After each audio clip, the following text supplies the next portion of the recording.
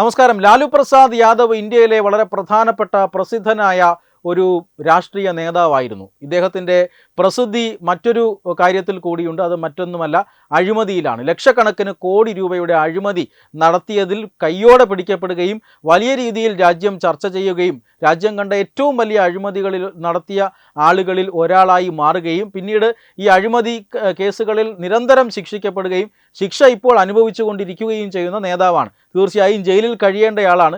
രോഗാവസ്ഥയും പ്രായവും ഒക്കെ പരിഗണിച്ചുകൊണ്ട് ഇദ്ദേഹത്തിന് ജാമ്യം കൊടുത്തിട്ടുണ്ട് എന്നാണ് മനസ്സിലാക്കാൻ സാധിക്കുന്നത്. പക്ഷേ ഇദ്ദേഹത്തിൻ്റെ പേരിലുള്ള അഴിമതി ആരോപണങ്ങളും കേസുകളുമെല്ലാം ഇപ്പോഴും കോടതികളിലും അതുപോലെ തന്നെ വാർത്താ മാധ്യമങ്ങളിലുമെല്ലാം വലിയ ചർച്ചാ വിഷയമാകാറുണ്ട്. ഈ അടുത്ത ദിവസങ്ങളിലാണ് ബീഹാറിൽ തെരഞ്ഞെടുപ്പ് നടന്നത്. ബീഹാറിൽ ലാലു പ്രസാദ് യാദവ് ഒരു കാലത്ത് അതികായകനായ ഒരു രാഷ്ട്രീയ നേതാവായിരുന്നു. ലാലു പ്രസാദ് യാദവിൻ്റെ RJDയുടെ കടിഞ്ഞാൺ തേജസ്വി യാദവ് എന്ന അദ്ദേഹത്തിൻ്റെ പുത്രന് നൽകിയിട്ട് കഴിഞ്ഞ കുറേ നാളുകളായി അദ്ദേഹത്തിൻ്റെ പേരിലാണ്, അല്ലെങ്കിൽ തേജസ്വി യാദവിൻ്റെ നേതൃത്വത്തിലാണ് കഴിഞ്ഞ നിയമസഭാ തെരഞ്ഞെടുപ്പ് ബീഹാറിൽ നടന്നത്. പക്ഷേ പാർട്ടിക്ക് നിലം തൊടാൻ സാധിച്ചില്ല. പാർട്ടിയുടെ ചരിത്രത്തിൽ ഏറ്റവും വലിയ തോൽവി ഏറ്റുവാങ്ങുന്നു. അവിടെ NDA സർക്കാർ നിലവിൽ വരികയും ചെയ്യുന്നു. NDAക്ക് മൃഗീയ ഭൂരിപക്ഷം ലഭിക്കുകയും ഒക്കെ ചെയ്യുന്നത് നമ്മൾ കണ്ടതാണ്. അതിനുശേഷം ലാലു പ്രസാദ് യാദവ് വീണ്ടും ചർച്ചയാകുന്നത് കഴിഞ്ഞ ദിവസം ദില്ലി ഹൈക്കോടതിയിൽ വന്ന ഒരു ഹർജിയുടെ പേരിലാണ്. ആ ഹർജി തള്ളിക്കൊണ്ട് ഇന്ന് ദില്ലി ഹൈക്കോടതി ഉത്തരവായിരിക്കുകയാണ്. ആ ഹർജി ലാലു പ്രസാദ് യാദവിൻ്റേതായിരുന്നു. അതായത് തനിക്കെതിരായിട്ടുള്ള ഒരു കേസിൽ ആ കേസിൻ്റെ FIR റദ്ദാക്കണമെന്നാവശ്യപ്പെട്ടുകൊണ്ടാണ് ദില്ലി ഹൈക്കോടതിയിൽ ലാലു പ്രസാദ് യാദവ് ഹർജി നൽകിയത്.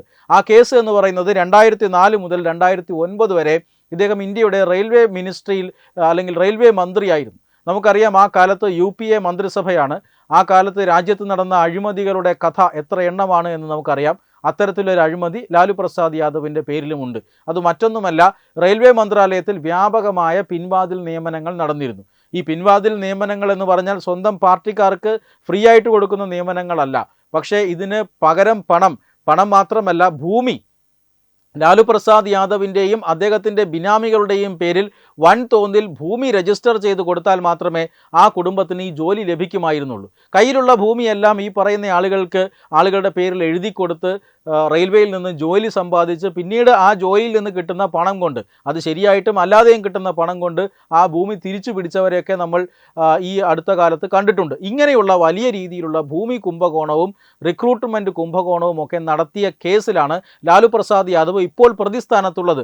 ആ കേസിൽ കുറ്റപത്രങ്ങളൊക്കെ സമർപ്പിച്ചിട്ടുണ്ട്. ഇതിൻ്റെ FIR റദ്ദാക്കണമെന്നാണ് ഇപ്പോൾ ഹൈക്കോടതിയിൽ പറഞ്ഞിരിക്കുന്നത്. പക്ഷേ CBI ആ കേസിൽ കൃത്യമായി തന്നെ വാദമുഖങ്ങൾ നിരത്തുന്നുണ്ട്.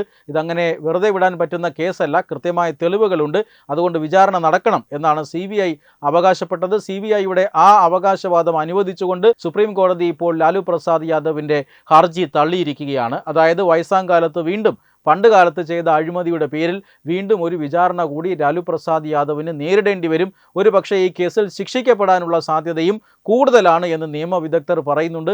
അങ്ങനെ ശിക്ഷിക്കപ്പെട്ടാൽ ഏറ്റവും കൂടുതൽ കേസുകളിൽ ശിക്ഷിക്കപ്പെട്ട രാഷ്ട്രീയ നേതാക്കളിൽ ഒരാൾ കൂടിയായി ഈ ലാലു പ്രസാദ് യാദവ് മാറുകയാണ്. ലാലു പ്രസാദ് യാദവിൻ്റെ രാഷ്ട്രീയ പാർട്ടിക്ക് വലിയ റിലവൻസ് ഇല്ലാത്ത ഒരു സാഹചര്യം ഇപ്പോൾ ബീഹാറിലുണ്ട്. അതോടൊപ്പം തന്നെ കൂടുതൽ കേസുകൾ ലാലു പ്രസാദ് യാദവിൻ്റെ പേരിൽ ഇപ്പോൾ വരികയും ചെയ്യുന്നു. വെബ് ഡെസ്ക് തത്വമൈ ന്യൂസ്. HIV അണുബാധ സന്തോഷപൂർണമായ ഒരു ജീവിതത്തിന് തടസ്സമല്ല. HIV അണുബാധയ്ക്ക് ഫലപ്രദമായ ചികിത്സ ഇന്ന് ലഭ്യമാണ്. ഇതിന് യഥാസമയം അണുബാധ കണ്ടെത്തുന്നതും കാലേക്കൂട്ടി ചികിത്സ നടത്തേണ്ടതും അത്യാവശ്യമാണ്. സൗജന്യമായ ചികിത്സയും മാർഗനിർദ്ദേശങ്ങളും സർക്കാർ ആശുപത്രികളിലെ ART അഥവാ ഉഷസ് കേന്ദ്രങ്ങളിൽ ലഭ്യമാണ്. ആരോഗ്യ സംരക്ഷണം ഓരോരുത്തരുടെയും ഉത്തരവാദിത്തമാണ്.